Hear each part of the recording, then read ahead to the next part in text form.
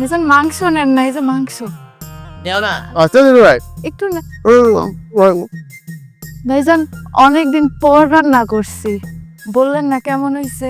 ওরে বাউরে কথা কম কইম এত স্বাদ হয়েছে খাইতে খাইতে তো সময় শেষ ভাবছে বা কি স্বাদ কি মজা লাগতেছে স্যার আজ পরে কি কইছি জানেন না?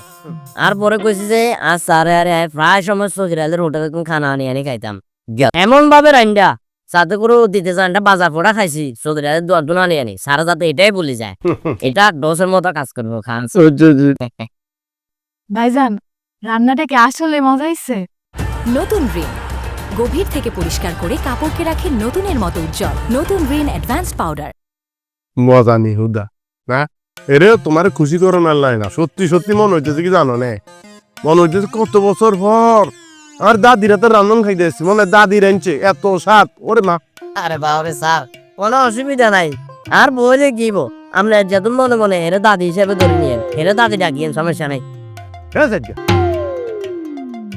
এদিন আর দাদি ভাই ছোট বোন দাদি তো কিনলে স্যার ওই পাখিকেও ওইসান পাখিকে কি এরা চান কি এরা চান না আজকে কই হাকি আচ্ছা তারা আমি বাইরের তো ফাঁকি ফাঁকি গুণ দেখিয়েছি ফাঁকি গুণ আবার আইলো খা আরে খানার মধ্যে